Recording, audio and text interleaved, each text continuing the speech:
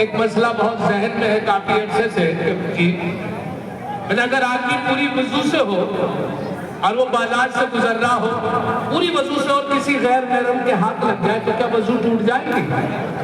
बोले वजू हाथ पैर टूट जाए। यहाँ से मैं अपना सफर शुरू करता हूँ। मेरे मोहतरम पत्रकार बंधु मियां तशरीफ फरमा है जी। पत्रकारों को देख के बहुत खुशी होती है। अक्सर मुझे भी अपने पेपर मीडिया के खासतौर से जो पत्रकार होते हैं उन्हें देखकर यूट्यूब के मुझे भी अपनी फोटो अखबार में देखने को मिल जाती है, बहुत खुशी होती है। सबसे ज्यादा खुशी तो जब होती है कि जब वो जलेबी वाले की ठेली पे पहुंच जाती है, वो उसके टुकड़े करके मेरा फोटो भी होता है उसमें टुकड़े करके रख देता है और बार बार उसमें जलेबी रख के देता रहता है। एक मौका ऐसा आता है जब मेरे फोटो का नंबर आता है उसमें जलेबी रख के किसी खूबसूरत औरत को दे दी जाती है। बहुत दुआएं निकलती है पत्रकार बंधुओं के लिए, लेकिन सबसे ज्यादा खुशी होती है कि जब वो मोहतरमा खाने के बाद से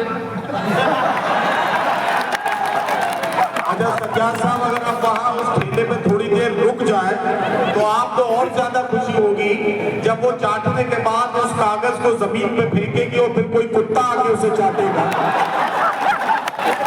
और ज्यादा खुशी होगी। एक बहुत खूबसूरत गाड़ी मेरे सामने से गुजरी, बहुत खूबसूरत कार थी। मैं उसे देख रहा था और देख जब वो आगे निकली तो उसके पीछे एक स्लोगन लिखा हुआ था सावन को आने दो। अच्छा लगा कि साहब ने अपनी मोहब्बत से लिखवाया उसमें कि सावन को आगे दो, लेकिन ताज्जुब जब हुआ कि जब वहां से थोड़ा आगे निकल गई पीछे से ट्रक आया और बेरुदा तरीके से उसको जोरदार टक्कर लग गई। मैंने ट्रक के पीछे देखा जी उस पर लिखा था आया सावन झूम के।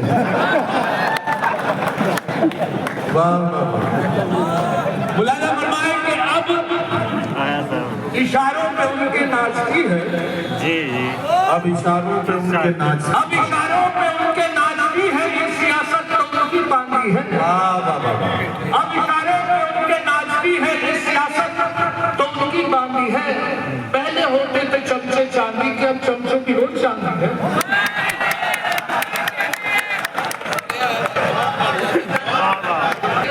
उसको प्रमोशन मिलेगा जिसके बच्चे 3 हैं, जाते जाते मंत्री जी ये भरोसा दे गए। क्या कहना? उसको प्रमोशन मिलेगा जिसके बच्चे 3 हैं, जाते जाते मंत्री जी ये भरोसा दे गए। मैंने बेगम से ये पूछा अपने तीनों है कहा? मैंने बेगम से ये पूछा अपने तीनों है कहा? बोली बेगम जिनके बच्चे थे अपने दे गए।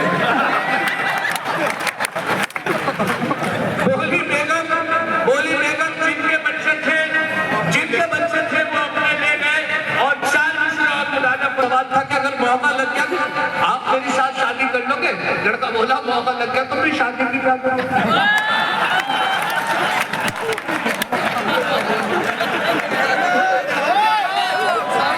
एक दिन कर बैठा जुर्मे इश्क में अपनी थाने में हजामत हो गई।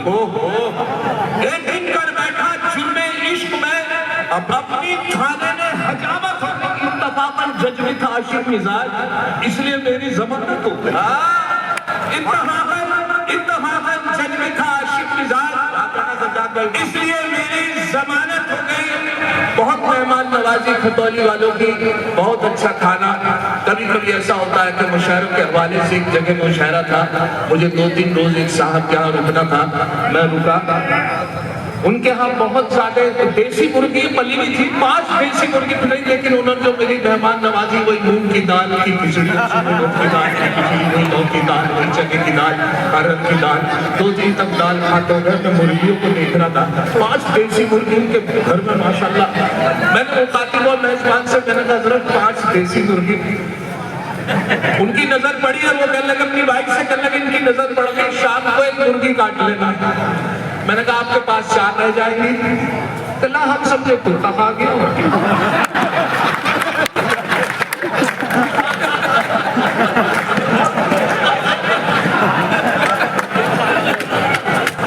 अब मुलाजा फरमा रहे कि अल्लाह मेरे घर की अब कायम रहे अज़मत, अल्लाह मेरे घर की अब कायम रहे अज़मत। अब घर में मेरे कोरवाओ नाम नहीं है, हर शुक्र खुदा गोश्त बंद होने की बदौलत अब घर में मेरे कोई भी मेहमान नहीं है। अब घर में मेरे कोई भी मेहमान नहीं है। अब ये था कि घर में जिक्र हो रहा था कि आज चांद की क्या तारीख है। वाली साहब 8 बता रहे थे, बड़े भाई 9 बता रहे थे, मैं 10 कह रहा था। तो अंदाजा नहीं था कि चांद की क्या तारीफ है। हम मेहमान से मुखातिब हुए, हमने कहा हजरत आप बताइए आज चांद की क्या तारीफ है। तो बोले कि चांद का तो पता नहीं, हाँ दाल की 14। हाँ से 4 मिसरे बुलाकर फरमाए, 4 मिसरे हुए कि अंडा करीम को देखकर मेहमान ने ये कहा, माँ बाप से भी इनकी करा देते मुलाकात। अंडा करीम को देखकर मेहमान ने ये कहा, माँ बाप से भी इनकी करा देते मुलाकात। झटझट के बोले इनके तो माँ बाप नहीं है, फिलहाल इन यतीम के ही सर पे रख दो हाथ। अंडा करीम को देखकर मेहमान ने ये कहा, माँ बाप से भी इनकी करा देते मुलाकात। झटझट के बोले इनके तो माँ बाप नहीं है, फिलहाल इनके कर दो, मत बच दो।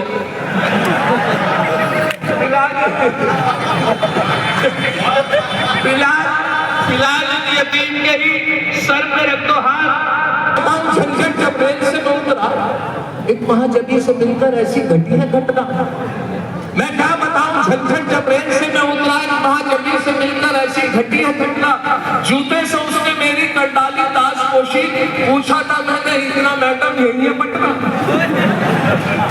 पूछा था मैंने इतना मैडम यही है पटना। कल शाम एक हंसी से मुलाकात हो गई, चुपचाप रेल में वो मेरे साथ हो गई। तस्वीर मुलाजा फरमाए कि कल शाम एक हंसी से मुलाकात हो गई, चुपचाप रेल में वो मेरे साथ हो गई। झंझट वक्त का इतना हकली वो हसीना। कल शाम एक हंसी से मुलाकात हो गई, चुपचाप रेल में वो मेरे साथ हो गई। झंझट वक्त का इतना हकली थी वो हसीना। लपथर थरा रहे थे मगर बात हो गई, लपथर थरा रहे थे, लपथर थरा रहे थे मगर बात हो गई। और एक नज़मीन और मुलाजा फरमाए मुज़फ़्फ़र नज़मी साहब का कि लम्हों ने ये जब्र भी देखा है तारीख की नजरों में, लम्हों ने खता की थी सदियों ने सजा पाई।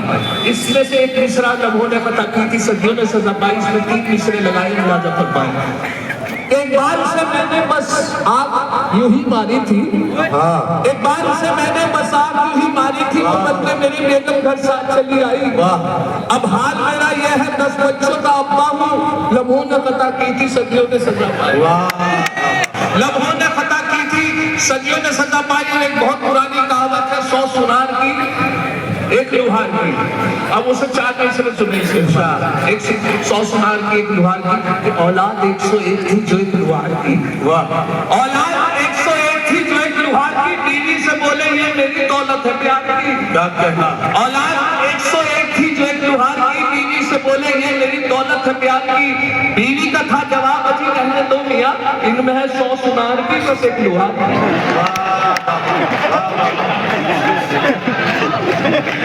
औलाद 101 थी जो एक लुहार की। बीवी से बोले ये मेरी दौलत है प्यार की।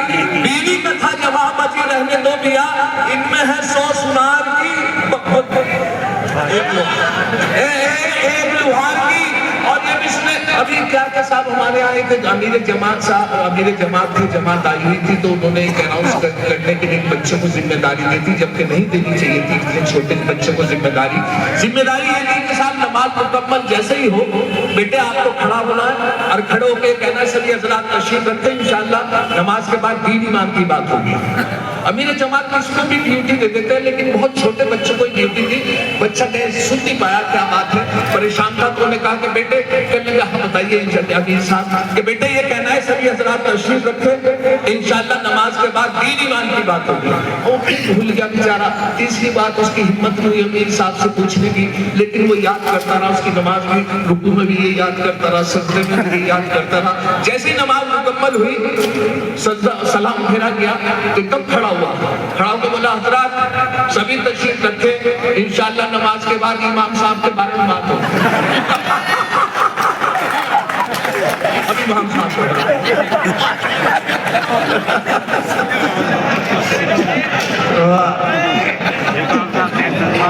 अच्छा मेरा हाशिम भाई, और इसलिए भी स्टेज जरा महत्व हो जाता है क्योंकि बहुत ही हमारे आज के इस मुशायरे में जो हम कानपुरी साहब तशरीफ रखते हैं, बहन शबीना दी साहिबा, शाइस्ता सलाम साहिबा, और उसके अलावा बहुत शुरा ग्राम तशरीफ रखते हैं। फरमाइश है तो मुलाजा फरमा लें।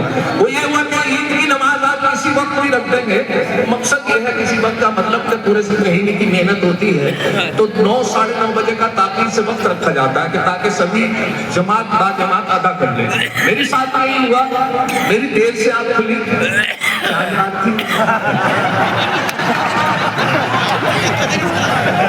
देर से आँख खुली, मैंने भाग कर सोचा कि मेरी नमाज ना निकल जाए, पहली रकत से मिले में मुझे नमाज मिल जाए। लेकिन अल्लाह का शुक्र है भागने पे ये फायदा हुआ कि मुझे पहली रकत से नमाज मिली। लेकिन पिछली सब पे आखिरी मुफ्तदी, खैर अल्लाह का शुक्र अदा किया। लेकिन उम्मीद ये थी कि मेरे बाद अब कोई नहीं आ पाएगा। मैंने नमाज की नियत बांध दी, खड़ा हो गया। एक रकत निकलने के बाद 2 लड़के बड़ी तेज भाग आए, उनका सांस फूल रहा बड़ी तेज, उनकी एक रकत सांस फूलना पूरा हाथ पे ऐसा उनकी एक रकत निकल गई थी। तो जैसे ही नमाज मुकम्मल हुई, रुकू हुआ, कायम हुआ, सजदा हुआ, एक तरफ सलाम फेरा गया, दूसरी तरफ सलाम फेरा गया, तो दोनों आपस में बात करने लगे। मैं उनकी बात सुनी तो एक लड़का दूसरे से कह रहा था, देखा अगर वजू के चक्कर में रहते तो नमाज निकल गई।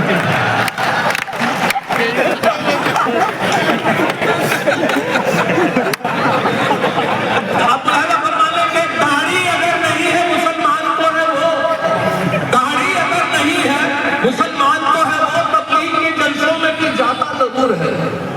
दाढ़ी अगर नहीं है मुसलमान तो है वो, तबलीग के जलसों में भी जाता जरूर है। पढ़ता नहीं नमाज कभी वो तो क्या हुआ, लेकिन जुमे के रोज नहाता जरूर है।